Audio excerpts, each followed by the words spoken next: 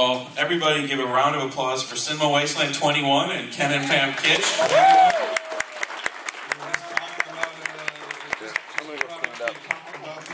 The fall show and wondering why I'm sitting here with an iced tea.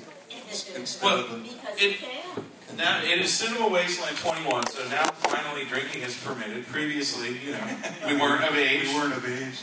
And we're not really doing a panel. Actually, Richard Kiel just said that what he'd like to do is perform Arch Hall Jr.'s songs for Ego. Let's sing to you doing it. There you go. Well, we have one thing we have this show is lots of mics. Everyone can have a mic. One mic shy here. So. A lot of times we're sharing mics. Congratulate you on that big crowd. Yeah, well, it's our usual crowd actually. So you know, these are all regular. Wasteland's like family. It's these people are the greatest fans ever. I don't think they should sit here and clap for us as much as they should clap for how good they make me look. But now that that's up, now that we've got up here and stroked ourselves for a while, we can get on with this. Hey, Art, how about you? You got something to kick this off? Well, first off, not to keep with introductory remarks, I mean, each of these fine actors has such a long body of work that in 45 minutes we can't really... That's supposed to be a joke. Long body of work, right? So we can't cover everyone's entire career. So Here we go, yeah. We're gonna hit on some high points. Oh wow! And you know, do we start with Bond or do we end with Bond? Yeah, well, how about we work it? How about we work it in there? Yeah, Bond never ends. Yeah. I'll start. How about I start? I got one. Okay. I actually have some questions here. I'll start with Richard Kuhl question. Now, I know you did some TV work to start out, you know, your career, but your first feature film was actually EGOT. Well, very close, but yeah, it was one of the first. Okay, now you know, how did that ever come about? Like, how did that roll? Well, I met an actor named Buck Maffey, who ended up doing a cameo in a Klondike that I was in, where I played the bare-knuckle fighter. It's called Bare Knuckles and Bagpipes, and he was interviewed by Arch Hall Sr. For a movie called Sturgans, which was about a guy that lived in an island who drank the blood of virgins, and it kept him young, you know, and I think it was Arch Hall's sort of little dream world there. But anyway, and he could tell I was sort of put off by the movie because I went out to see him and meet him because Buck, he weighed about 400 pounds, this other guy, and he didn't feel like he could do all the physical stuff. So I went out to meet Arch Hall, and he started telling me about this guy on this island who drank the blood of virgins. He said, well, I had this other idea, he said, about a caveman who comes into modern day society, and it's kind of humorous, and you know, I kind of brightened up a little bit with that one, and so we did it. Yeah, I mean, it was like a natural fit, though. You know, well, you know what? He had an arcade. He had a lot of real estate investments, and right there in Burbank, right on Olive Avenue, he had an arcade of little offices and a little studio. Yeah, a little studio, and there was like a little office that was for rent, and it was $65 a month, including electricity and water. And it, you know, it didn't have any bathtub or shower, but it had a little sink. You know, you could do sponge baths in. And so I rented that from him, and we ended up taking him. I went out with EGOT. I moved into a place with a kitchen and everything. Yeah. Wow. Yeah, wow. But that was kind of nice. The little studio was there, and you were able to rent a little room, and you didn't have to go far for the shoot. Well, no, we shot out in Palm Springs. Oh, okay. So he just rented. Yeah. He just made extra money. Yeah. That's how that story goes. That's funny. You actually did a lot of comedies too, you know, over the years. Where I remember one of my favorites was actually The Long Shore. I think Ego was a comedy. I do too, and that's what kicked it off. Yeah, The Long Shore was a big breakthrough movie for me. Exactly. Well, let's let some of these other people ask. Oh yeah, no. We're moving down the list. Yeah, these beautiful ladies here. Question for Barbara Boucher. You went to Europe after appearing in some work here, and you worked with many legendary directors that are very Wasteland, including Lucio Fulci, Antonio Margheriti, Umberto Lenzi. What was it like appearing in these movies that weren't shot with sync sound? We were talking yesterday about that experience. What was that like having first worked here? Well, when I first went to Italy for a film, that was the thing that really blew my mind. I came on the set, and of course I could hear the airplanes pass over, and I could hear the guy in the back who'd say, "Oh, pass me the hammer. Pasquale, what are we having for lunch? Did you get a good sandwich?" And they kept talking, and I was like, I can't work this way. What's all this noise? Because, you know, we're used to sound stages where you can hear a pin fly on the floor, and silence, total silence. And there was no silence whatsoever. And they said, "Oh, don't worry about it. You know, we don't have what you have in America, but nobody can hear it anyway, because whatever you're saying, you're going to be dubbed." And at that time, films were made very co-productions. So I would have a person that spoke in Spanish, one in German, one in Italian, the other one in English, and Japanese, whatever you wanted. Each actor spoke in their own language, and you had to memorize the last word in that language. I learned a lot of languages to come in and do your thing. And then, well, at that time I had a producer. It was his first film. And he had a thing about, "I am Carlo Conti and you're my Sophia Loren." I said, "Oh God, yeah, here we go." And he was standing always in the back, and he made me nervous. And I said, "Look, you got to get off the set. I can't work with you over me." And so the dialogues, many times I couldn't remember, and he got mad. And they said, "Well, don't worry about it. You can't remember the dialogue. Just count, because you're going to be dubbed." Yeah, let's say, if I have to say, "Are you coming home tonight?" I could say, 1, 2, 3, 4, 5, 6, 7. And they would just dub you, as long as you're moving your mouth, and they put the words into your mouth, but it just was the time span that had to be right.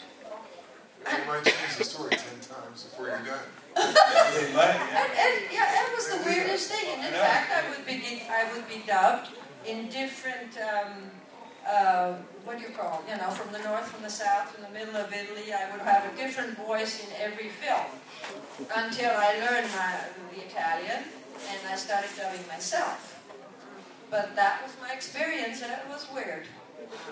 There was a movie called The End with Burt Reynolds, and in the movie Burt Reynolds is dying, and the Italians didn't like that, it's too downbeat, and so they took out the part about him dying. Yeah. And of course, the movie didn't make any sense. You hear that a lot from actors, especially American actors who are used to hit their cues and marks. They go overseas and go, "What?"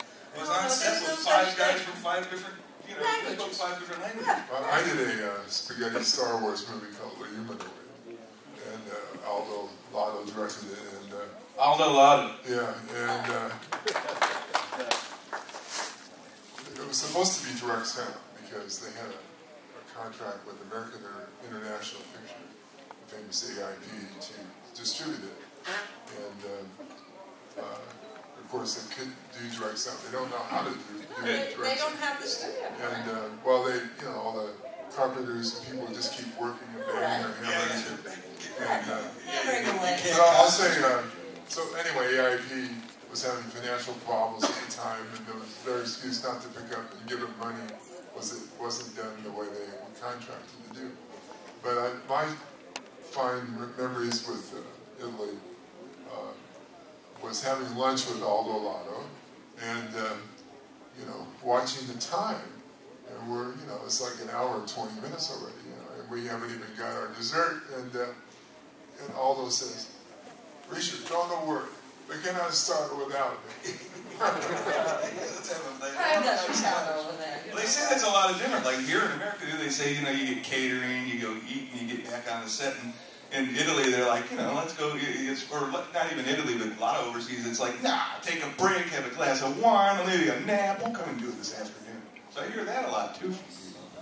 So let's talk to Lana for a minute. Now, you started out more as a child actor. Of course, you're a sister of Natalie Wood.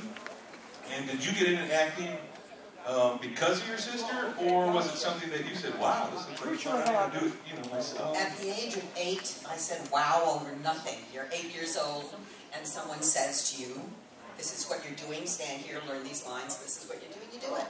Mm-hmm. And then you did a lot of TV work, was that? A lot of television, yeah. You're all over, you know, especially in the early days of TV land, you're all over TV land. Yeah. So and a lot of the shows are still popular. Was there any favorite roles or series that you were on? I loved doing Police Story. I loved Felony Squad. Worked with some great people. Wild Wild West. One of my favorites. Beretta was bizarre. That was an incredible experience. Bobby Blake. I was going to say, was it him himself, Robert Blake? Oh yeah. You would have pages and pages and pages of dialogue. And you'd get in front of the camera and he'd say, wait a minute, I want you to say, and totally rewrite it right before they shot. Everything. I was hanging over the side of a building with a body strap on. And he came up to me right before they were supposed to shoot and said, I want you to recite the Lord's Prayer. And I said, okay, well then you've got a problem. Get me a Bible. I don't know the Lord's Prayer. And they had to hoist me up, and it was... Oh yeah, exactly. But no, he was something else. And a lot of shows. I mean, QB7 meant a great deal to me. Just you were on so many. Yeah. Instead of going into a lot of features, especially early, you did a lot of television. A lot of TV. Which a lot of people who made their career when TV took off. TV is awesome. Yeah, you were on a lot of great shows. Like Wild Wild West. I know Richard did one. Right. Everybody. Yeah. Oh yeah. Love that show. Yeah. All right. Since John Saxon is also here, you were in a film with John Saxon. What was John Saxon like in the mid-'60s on Girls on the Beat? John has always been the same. He's a lovely guy. He's serious. He's professional, and he's a delight to work with. He's always been the same. He's never changed. I adore him. I had to stick with you. I like to bounce between, but you were also.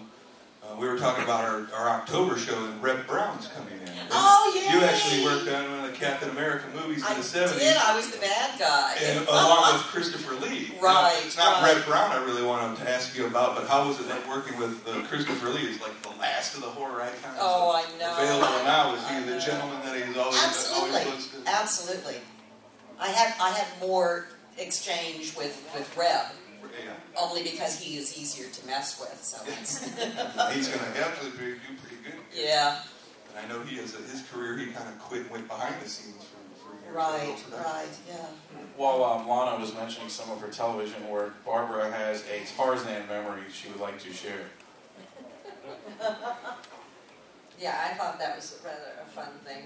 I arrived in Mexico, in Acapulco, where we were supposed to shoot Tarzan. And my first meeting with Ron Ely was as I was brought to the set, and on top of the cliff was this creature. Shoulders this wide, hips tall, gorgeous, absolutely gorgeous. I fell in love in that moment right away. And during the shooting, it said, well, the snake is going to fall off the tree. And I didn't really think much about it, because in Italy, not in Italy. Well, snakes have never bothered me, let's put it that way. And as I was sitting there, Woody Strode was in the show, Tarzan, and Woody came walking towards me with something on their shoulder. And as they came closer, I realized it was a snake, but what do you call those big ones? Anaconda. Right. Python. They generally use pythons to sub for everything. Python this big. And they were carrying these two big men on their shoulders. I said, that's going to fall down and crush me and then choke me and all of that. I said, no, we're going to be here. We're going to be here and we're going to save you. Don't worry about it. They always say that. Then I had a scene, what is it called, a gorge between two mountains, two Okay. cliffs, right? Works for me. Yeah, and they're with a bridge that's with cords, Yeah, suspension bridge. suspension bridge. And we were all sitting at the bottom, and the director was teaching the stunt lady that she had to walk across and then sort of slip and hang on. And I was sitting down there watching everything, like everybody else. Okay. And as I went up to do the scene, from the other side, Eli says, okay, now, slide through and hang on. And something happens to me when I film. I don't know, all danger, all fear leaves me totally. It's like I'm in another world, and I know I'll be okay, whatever it is. And I actually slid through and hung on. I heard the screams at the bottom. I could have crashed down there and just died, because there was no net, nothing. I want to tell you. Things were like that back then. I want to kill Still like myself. that. I want to kill him. Too many safety standards. They take, yeah. Oh my God, it was really horror. Oh! Anyway. But you did it. I did, and I've done a lot of other things. I'm not a horsewoman. I don't know how to ride a horse. And they have me get on a horse without a saddle.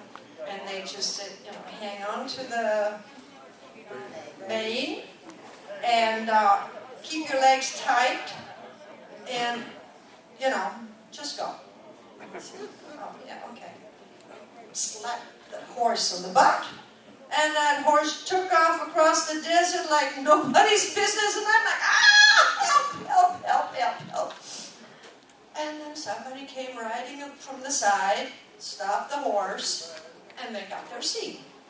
But, that's what I say when you do things that you really in real life would not do. And I have done so many of those. I can't swim. But I did a scene underwater. And because they told me, we've got 2 scuba divers down there. We're going to just pull you back up the minute you come down. I did it.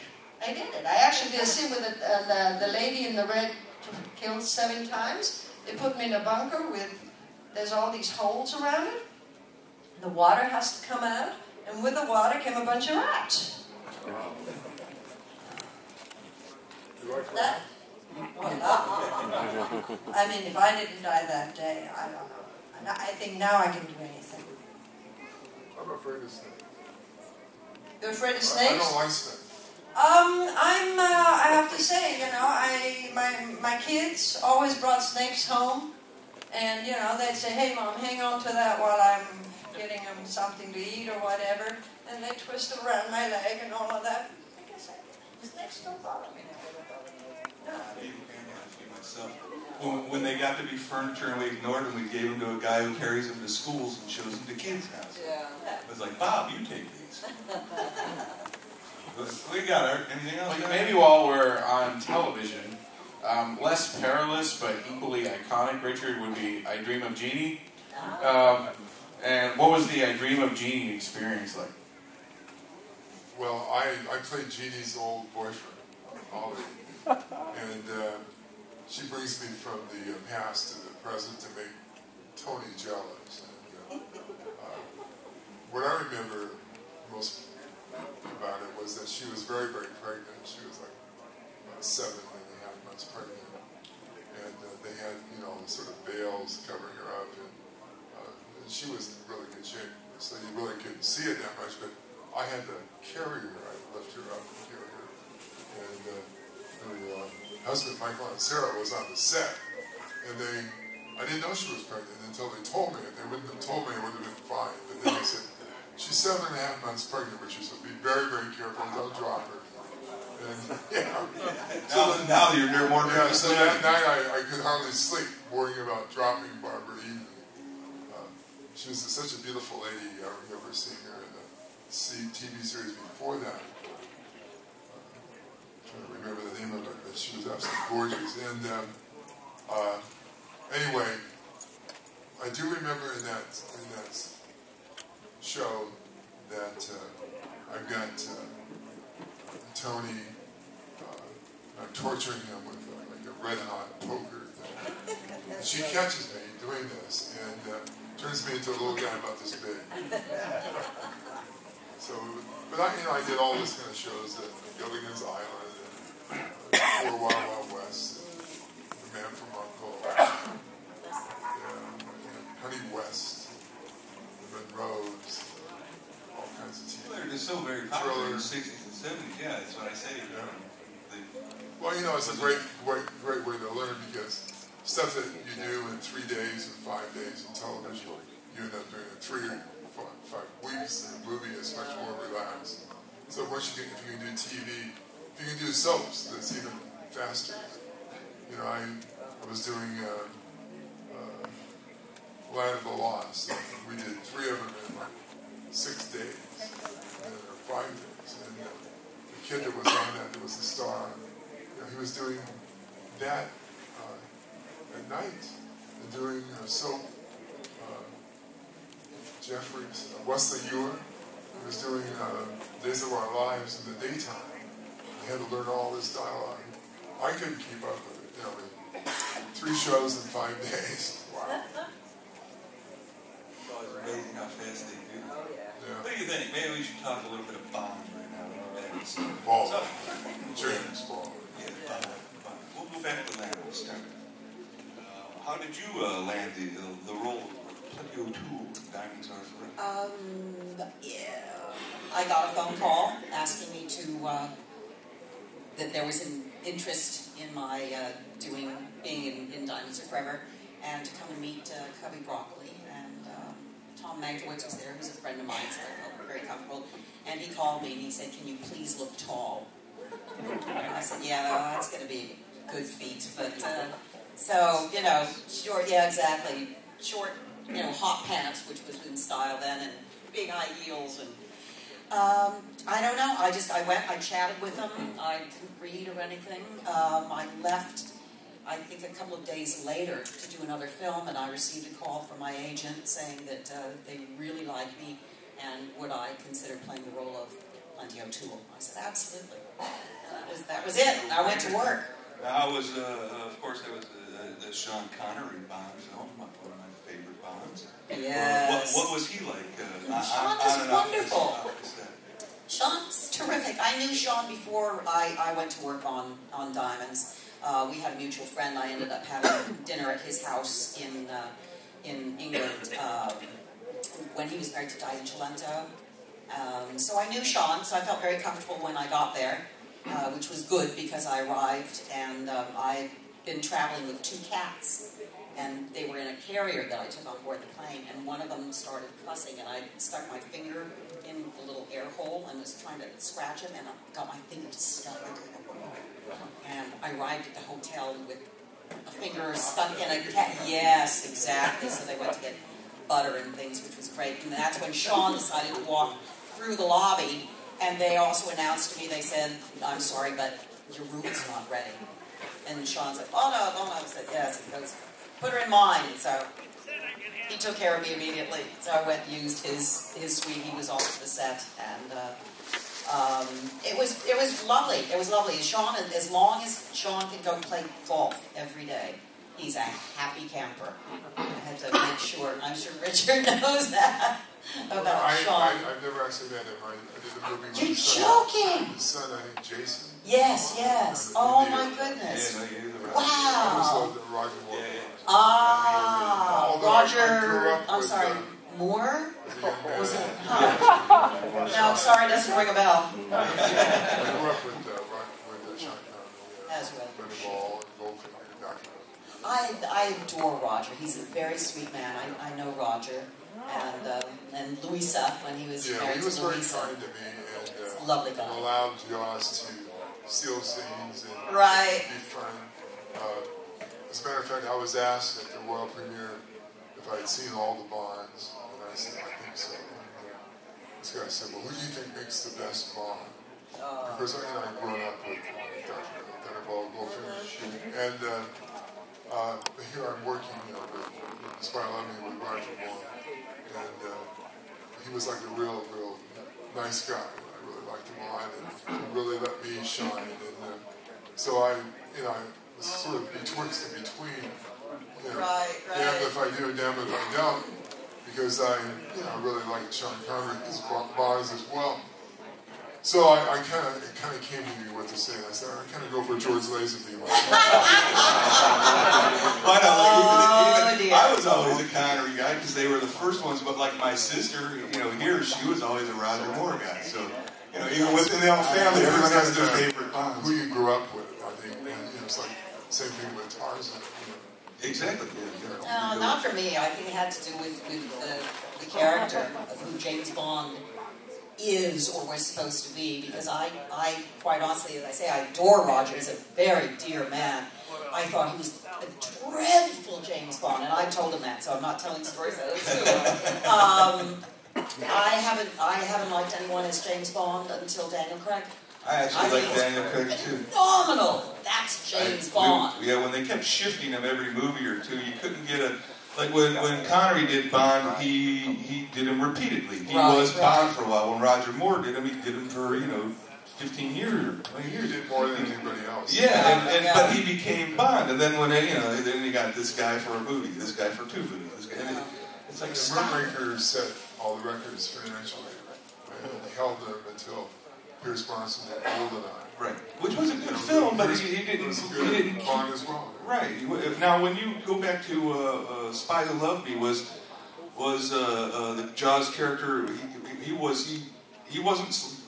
Most of the villains don't come back. Did they put you into Moonraker just because he was a popular with the fans? Yeah. As a matter of fact, the way that came about was the stunt coordinator, Bob Simmons, who I'm sure worked on your film too. They would have weekly department head meetings where they would make suggestions to make the films better or to save money. And Bob said to Cubby Broccoli, Cubby, are you sure you want to kill Jaws on? And he said, well, we always kill the villains. And he said, but wouldn't it have been nice to have been able to bring Oddjob back? And he said, I don't know. So, what about shooting an alternate ending? And then you'd have your choice. So that's what they did. They waited until the whole movie was shot. And one extra day where they showed a scene where I pop out of the ocean and live. And I didn't know when I saw it at MGM at a blue-collar screening whether I would live or die. And when I popped out of the ocean and all these blue-collar workers in MGM applauded and screamed and yelled, oh my God, this is great. I get to live. Yeah, I get to live. Which I think, like you said, if it weren't for Roger Moore letting you steal scenes, the character was one of the most popular villains. It was a natural. And when I saw the film, everybody cheered when you lived. It was like, and then as a Bond fan, I saw all of them. It was like, hey, wait a minute, none of the villains ever lived. That's not how this works. So now go back to Barbara Boucher. She also has a Bond. Casino Royale. Yeah, Casino Royale, which was the Bond spoof with Peter Sellers. Peter Sellers, Jean-Paul Belmondo, John Huston, Woody Allen, David Niven, Dahlia Lana, So no one big. Ursula Anderson. No one big. Name drop. And Carolyn's popular Wasteland guest, Carolyn Monroe, was it? Right. Caroline's one of my dearest friends. It just had so many. Well, the way I got my part was that We were money. I was under contract to Otto Preminger previous to this, and I asked him to get out of my contract. And he's, yeah, it was a good idea, believe me. And he said, yes, all right, but there is this Charlie Feldman who come to me, he wants to hire you for the film, but I tell him I don't need the money. And I said, what did you say? You said you didn't need the money. I do, and I want to move on. Well, maybe you call him now. I said, well, I decided I wasn't going to call him because he did have a reputation of being very much of a ladies' man. So I decided not to call him, but as fate had it, I was at the Cannes Film Festival, and Carlo Ponti was there at the time, and he asked me would I go to London to meet Antonioni for a film. At the airport, this man came up and said, Barbara Boucher, yes. my name's Charlie Feldman. I said, ah, okay, hi. I understand you wanted me for another film. He says, yeah, but that bastard Preminger wouldn't let you go. I said, well, I'm free. He says, oh, yeah? He says, okay, you going to London? Yeah. Okay, he handed me a bunch of pages. He says, read this, read this. If you like it, it's yours. So I read it. I said, yeah, but I'm going to meet this Italian director, so I really can't say yes or no yet. I went there to meet Antonioni, who at that time was very tired. He says, I don't want to talk right now. I said, oh, that's nice. I come all the way from France, and you don't want to talk right now? I went down the hall, called Charlie Feldman. I said, I'm ready. He says, okay, tell your agent to call me. I call my agent in L.A. He says, yeah, you and all thousands of other girls are testing for that part. I said, look, I didn't even test for it, but I got it. Sure, sure. Didn't believe me. I called the one in New York. I said, would you get my contract done with this? And they did. Another 7-year contract. And so I ended up becoming Miss Moneypenny. And it was something else again. It took us 1.5 years to shoot.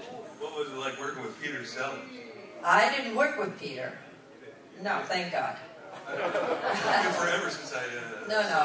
Britt is a friend, and I think you got very fortunate not working with Peter. I do believe... If I go by what she tells me. Yeah, I know. That's why I was... But I hadn't seen the movie, but I told you worked with. I had to work with the greatest person in the world, which was David Niven. I mean, my favorite human being, a gentleman, funny, he was everything. I mean, I was so lucky to work with him. But there we were, 1.5 years in London, with the grey skies, and I was missing the sun.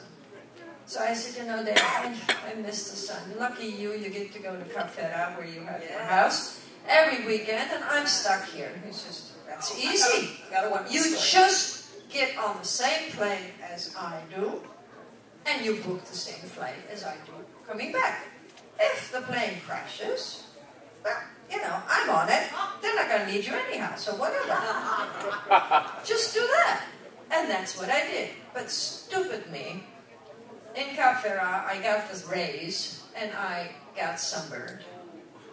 So when I came back, I got hell. Because I couldn't shoot.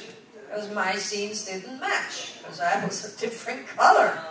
And that's how they found out that I had left the country. And they were really mad. And then I used to wait for, you know the trolley they have at Pinewood? They have these little trucks that bring you the coffee and the tea with all the sweets. And yeah, oh God, I had a passion for this certain sweet. Sausages to oh you my Americans. God. So I used to go to the front gate. Fish and chips? Fish and chips? No. There's bangers and there's bangers and mash. No.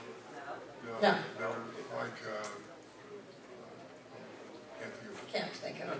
Anyway, in order to get that sweet, I would go to the front gate, stock up on those sweets, bring them back into my room, into my trailer, because I was afraid somebody else is going to get them before me. And I was eating those like nobody's business. I kept getting bigger and bigger and bigger.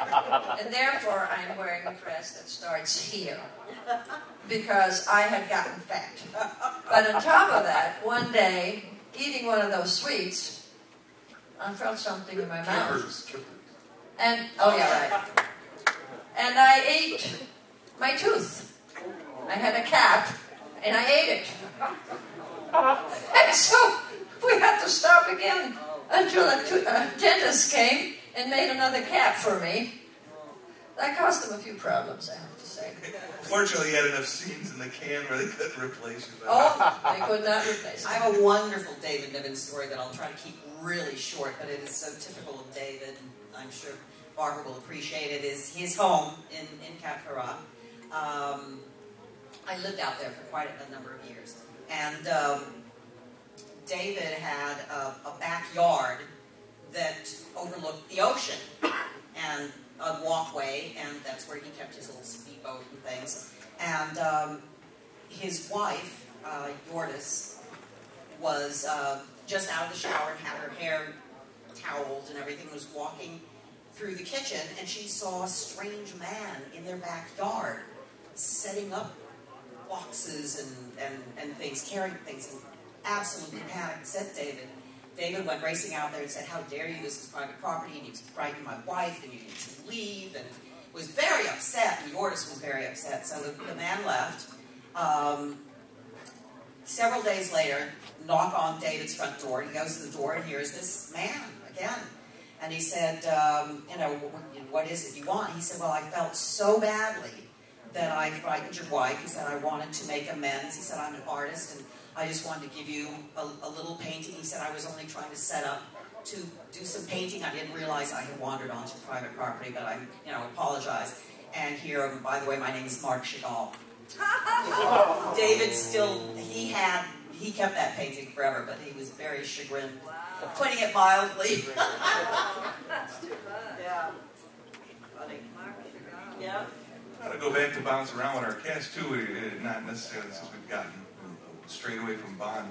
Is it true that you were Richard? That you were chosen when they to play the Incredible Hulk in the original TV movies? Yeah, I had worked for the producer Kenneth Johnson in some other shows, and you know, he considered me a good actor and everything, and so I got cast for what was going to be two sort of movie of the week, which would serve as a pilot for the Hulk. And I don't see out of my right eye from birth, and you know, it's never really bothered me that much, except when they put those contact lens in my good eye. My only one good eye was like, "Oh my God, don't put that in there!" You know? And it would actually turn like black and blue, and they would put those in your eyes 10, 15 times a day, and they would use a lot of fluid to float them in, because they weren't like a normal contact. Well, they went totally around your eye, and so the first night I get done, you know, they put all this green makeup on you, and from head to toe, you know, and you wear shorts and green legs, feet, arms, hands, whole thing. And at the end of the night, we were shooting at night, and the makeup lady gives me a jar of Abilene makeup remover, and I'm on my own. And why? You know, I can't reach everywhere. You know? Nice. I've got a brand new Chevrolet Caprice Classic convertible with a white interior.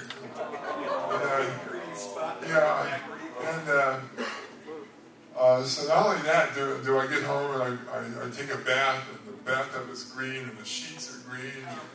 But on the way home, every single light, every headlight, every tail light, every street lamp had like multiple halos of rainbows from the fluid that absorbed into my eye, and it was very dangerous. I mean, I could barely see to drive.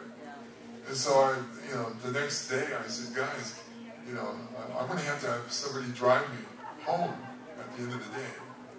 And you know, so naturally somebody had to come and pick me up as well. And we need to have somebody with a bath brush or something to take me to, you know, somewhere, a hotel or something, and scrub me down because it's this green stuff. And anyway, the Marvel Comics people really wanted more of a bodybuilder. And so a couple of days go by and they don't call me. I'm on hold, and Ken Johnson calls. He said, "Richard," and I said to Diane, my wife, I said, "Diane," you know, everybody working on this show wants it to be a huge success. So it'll be a series. And I'm hoping the damn thing doesn't sell because I can't do it. You know, it's horrible." And I said, "I feel terrible." So Ken Johnson calls. He said, "Richard, the Marvel comic people kind of, you know, I hired you because you're a good actor, but the Marvel people really want more of a bodybuilder. How would you feel if we paid you for these 2 movies of the week and you didn't have to do them, and we replaced you?" That's great. And I said, "Well, gee whiz, I would really feel bad." Thank God. And you know, and Lou Ferrigno did such a great job. It's so much better than it would have been with me. And, you know. But a bit probably different. Yeah, and, you know, so then I went on to do the Bond and stuff. Yeah, so we're all happy. Yeah. And my wife was happy with not having a green bathtub. Yeah, but I set it up nicely for Lou because, you know, they knew they had to have somebody to scrub him down, and that he didn't have the same problem with the contact. Barbara Boucher, you were in some of the wildest, craziest Eurosleaze movies of the time period. You like the term Eurosleaze. But what's fascinating, and you're not the only person who has done this, you were describing yesterday someone recently showing you a scene and you just had no memory of it, even though it's such a wild movie. You were in Death Rage with Yul Brynner. Yeah. And it's an extreme scene. Death Rage as much as... That's the one you were talking about. That's the one you were Crime doing. of Prostitute? Crime of Prostitute's the Lindsay movie. That's the one. Death Rage is the one with Yul Brynner. No, it's Crime of Prostitute that I can't remember. And I looked at it, I lay in bed at home and watched that movie after so many years that I hadn't seen it. And I just kept looking at it and I said, I don't know how that can happen to me. That I cannot remember nothing. I can't remember a dress, a place. But the worst is, there's a scene in there where Henry Silva sticks my face into the open pig. No, it's a pig that's hanging there, and it's all bloody, and it's opened up, and he sticks my face into it, and punches me out, and I have no memory of this. Maybe you got hit really hard. Maybe? Maybe the stage combat failed. I don't know, but this is it worries me a lot, that a lot of these scenes I cannot remember. And that's a difficult one not to remember. What about Rico the Mean Machine? Rico with Christopher Mitchell. Do you remember that movie? No, that one I don't remember at all. Another wild, wild movie. How can you not remember? You don't remember a scene on a car? No. Nothing. Oh my. Zero. My brain works that way, you know? It just sort of has blocked out a lot of things in my life. I don't remember a chunk of the 70s I wish that somebody, you know, I know once I said to my ex-husband, I want to go to Vienna, and he says, okay. And he comes back, he says, how come you said you've never been to Vienna? I said, I haven't. He says, well, the guy at the hotel said he's got a picture with you. You know, trust that IMDb we do these things. Says because anybody can go on there. Oh no, it's completely true. No. But you know, I've got like a film I can give you credit for that I was not in. I have one of those. Oh yeah, but I have pictures on the internet. That's not me. I say, you know, that I didn't do this, and they take it off. Then somebody else puts it back on. Yeah, my favorite thing I hear from actors is like, you know, like I'll have hundreds of fans come up and tell me happy birthday. And it's not my birthday, because nobody's got the right birthday. Oh no, mine is wrong. Mine all... is wrong, my last name is wrong, my birth date is wrong. Well, the IMDb is full of errors. You can always tell lazy journalism when people just simply look to it for facts, and it's full of errors. But we're talking about movies where Barbara Boucher has a leading role. And, I can verify that she's the stars. I've seen the films. So. Well, I guess I chose not to remember. Is it Donahue time? Is it Donahue time, Ken? We've been at 45 minutes. We better get back because people will be anxiously waiting. Yeah, we got to go back and sign our autographs. That's what I'm here for. We like to give the audience an opportunity, and now that we have wireless, is that time, Ken? Well, we should probably wrap things up. Like we said, we did speed through our time here. Still a couple questions. So, but if the panel's good enough, we'll open it up here for. We'll go ahead, Dan, right in front. I saw your hand first. This question is both for Richard and for Lana. You both had the pleasure, and this question is both for Lana and Richard. You both had the great privilege and honor to work with the late great Rod Serling. Lana on an episode of Night Gallery, and of course Richard in the famous classic episode To Serve Man. What was it like to work with him, and what are your casualty recollections of Rod Serling, the director and the man? Well, I've never talked to anybody that did Twilight Zone that ever met Rod Serling. Buck Houghton was the producer. Somebody else directed it. Rod Serling did write almost all of the episodes, but he wasn't, to my knowledge, on the set. He did all the hosting at one time. Yeah, never. Yeah, he did. Never. Yeah, he just did the I openings. never met him. Nothing. Absolutely nothing. Buck Houghton is who hired me for the one I did with Cloris Leachman and Robert Crawford. Sorry, it was fun, but yeah, sorry, no Rod Serling. It's a figment of your imagination. Yes, but you got to work with John Wayne and John Ford. Yes. And those people we know you met. Yes, those are real people. They're wonderful. Wonderful. Although John Ford hated kids, but was not terribly kind. The children? Yeah. They love me for some reason, so I have to enjoy them. Yeah, and I had the displeasure of working with Otto Preminger, and I just wonder if your experience was as bad as the one I had. Well, I have to tell you, not that I had a bad experience, basically, because when I did the screen test, I just sat there and watched everybody else do it before me, and he was screaming his head off. And I said, if he does that to me, I will not be able to do anything. And I remember Paula Prentice was doing her test, and I went there and I said, Paula, are you okay? And she said, oh yeah, honey, I need it. To scream at you? Oh yeah! I said, oh my God. So then when it became my turn, I was the last one, and I said, Mr. Preminger, if you scream at me, I will not be able to do it. Good for you. And he said, I told him I'd kill him. I said, he said, if, as long as you remember all of the things I screamed at, not to do them. And you learned from that. Well, So I tried to do my best, and actually I got the job, a 7-year contract, and every week I had to report to him. And my hair had to be parted on the left and not on the right. I was And you're not sorry allowed to now. leave. I wasn't allowed to leave town. But other than that, he did not treat me badly. He just said I one want to day. tell what got me upset was there was a young actor named Austin Pendleton. He had just won a Tony Award on Broadway. And I'm in a scene with Jackie Gleason, Frank Gorshin, and Austin Pendleton. And Otto Preminger yelled at Austin Pendleton, "You want to be an actor? You must act! You stink!" And Austin apparently had a stuttering problem as a young man growing up, and had gone through therapy, got over it. And all of a sudden he's going, I